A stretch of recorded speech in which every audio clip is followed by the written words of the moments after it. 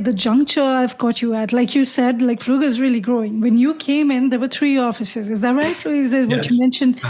I'm wondering into what goes into that decision-making process as well, Terry. Like what makes you decide that, hey, we need to open another office? Like what happened with you when you were at Dallas? A bunch of people decided that we need to open this up. Now that you're on the other side of the table, what does that look like? That process, that conversation, are the economic factors, of course. Yes, it's certainly in some offices. For example, Austin is our oldest office. It's a very mature office. And so if you look at the potential clients for them to pursue, it's a lot shorter list than the opportunities in the Dallas-Fort Worth market because it's brand new.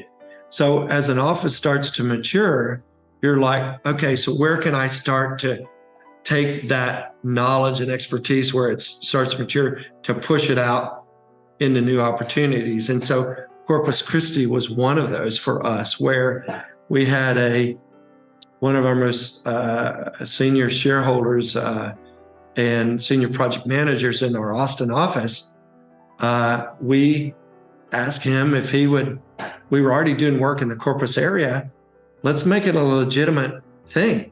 And so Austin, that's mature, here's an opportunity for him to go. It worked out that he grew up there, so it made it easier for that. And so part of it is seeking opportunities based with the people and the readiness of the people that you have, right? Given opportunities for people to do new things within the firm. As you grow, it's all about looking for new opportunities, to grow more. A side note is, do you need to grow or just do what you do well? We can look at that in 2 ways, and we are. But when you start looking, for example, we were in 3 of the 4 major markets. Dallas-Fort Worth was a very high potential. It didn't think it would be a hard one to get into, particularly if you know somebody that's already in that area like me. There's not a lot of politics and all in the Dallas-Fort Worth area. So it seemed like that it was the last major market that we could do. Now that we're in each of the major markets, these secondary markets around, like Corpus, they're not going to have the fee revenue, the size of an office and the complexities of it, and maybe the number of client potential. And also there are different decisions that go into to decide what to do there. It's looking at it from where you currently are. Okay, here's opportunities we have. Should we expand or not? Why do we want to expand? What value does that bring? And so, we're talking about our shareholders. Well, why don't we pursue a different market sector? Let's do healthcare. Let's do multifamily. Let's do this and that. And so we have to be very intentional about not just doing new to be doing new, but how does the new give us the opportunity to inspire more? How do we are in position of doing these things? So for us, for example, if you're doing public work, if you're doing education buildings, municipal work is an easy transition. It's public funds. It's done very much a similar way. That's a very different project type than doing clean labs, right, for manufacturing. That's a whole different thing. And so when's the right time to get into that? It really is looking at what are the aspirations of the shareholders, of what they want to get. Is it financial? Is it something else? Is it a combination? And then what next steps make sense to do that? Our board, for example, said over this last year is, because there was lots of conversation about other things, and we said, so we need to decide if we're going to do other things, and let's get busy working on that, or something else. And they go, let's get our feet under us. Let's really get humming what we're doing. Let's do it well before we start those other conversations. Now we still get, I'll say, distracted, opportunities come, Yeah. within that. And so it takes real constraint. We're dealing with something right now. It's an individual that we know and that can bring us some expertise. And we're going, but is that expertise that we need? Or is that expertise that just sounds cool, kind of thing? And so those are hard questions. And we're right in the middle of that, of making decisions around that. Essentially, what I would kind of press on in that to understand from you, Terry, in terms of developing that consistency within offices, what does that look like? Like, I understand you told me that when you came in, you kind of adapted the firm's culture, being a laid back sort of bunch and then adopting that within. How do you translate that to employees across offices? Looking at your website, you had 36 new hires last year. How do you kind of bridge them all in? Do they have an orientation? What kind of processes have you adopted? Essentially that. Okay. So one of the, so I talked about the different things we have to investigate: internal communication, external, those. Recruitment and training was one of those. So if we're looking at what inspires us, how do we inspire clients? How does that change around how we recruit people? And so we spent time being intentional, a lot of work to do about how that recruitment process looks like, where we're recruiting, and then also as we're recruiting, once they come in, what is that experience like when they come in? And so that there's a consistency that starts day one in how people are onboarded, how we communicate with them. The book that we used to think about what we were about was a book by Simon Sinek called Start With Why. And so it's why do you exist, right? And so I share that book. I write a note and I share that book with each, employee that comes in.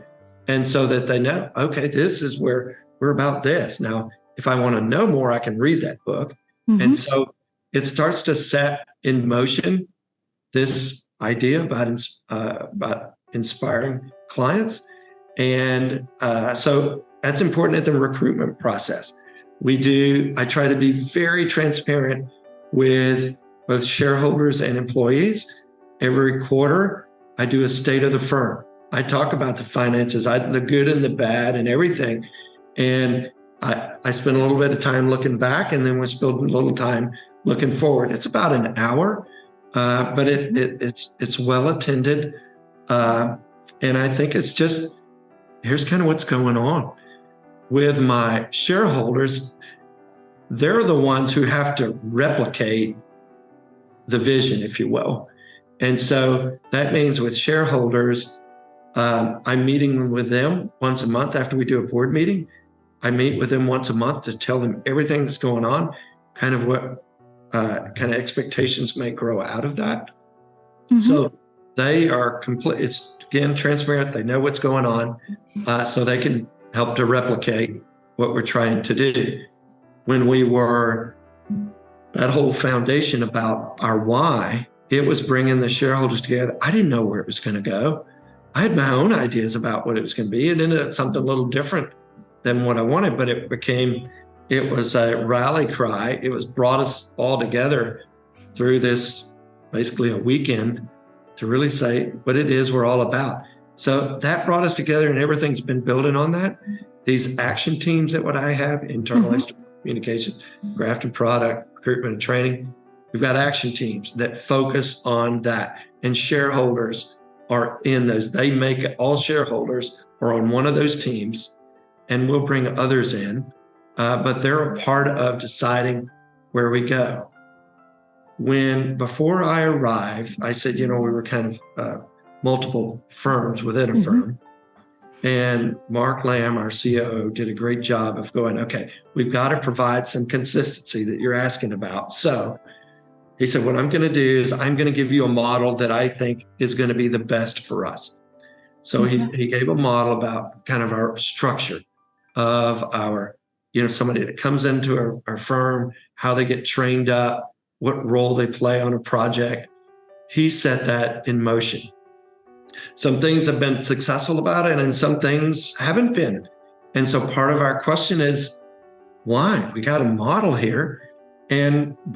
So there's obviously something that's not connecting. And so what we've done is we said, okay, now we're at a point we need to back up.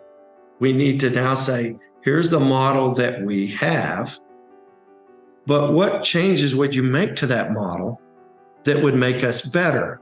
Mm-hmm. Now, we want to empower you we want to basically kind of redesign it from bottom up, but then as that leadership, we decide ultimately what it looks like. So there's things we told them, these are out of bounds. And they adhered to some they didn't. They were hard-headed, go, no, we really want to talk about this. Okay, well, let's talk about it. But ultimately, we had to make final decisions on our organizational structure. We're toward the end of it, but we determined it was moving from a top down, which was right at the time, to bottom up. And even with our leaders, when I ask them to do bottom up, I tell them to do the same.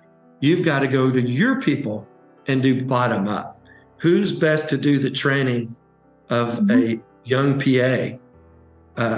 What does that look like? Project manager, what does that look like? Who reports to who? So we're letting them take ownership of that.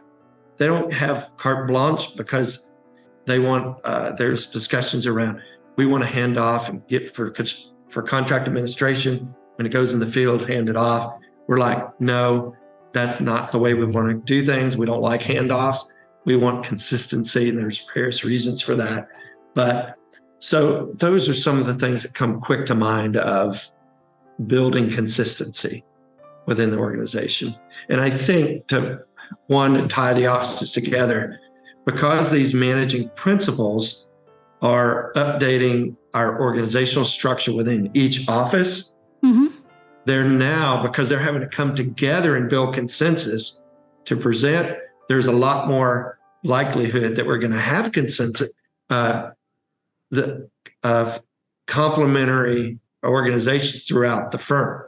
It's because they have to come up to a plan collectively. So now they can all carry out that same plan, which will then allow, if I'm a project manager and I'm going to be working with another office with a PA, we know the structure and we know how to work together. We know kind of what the mindset is. And so we're now more able to work across offices than in silos that we all do more regularly before COVID, if you will.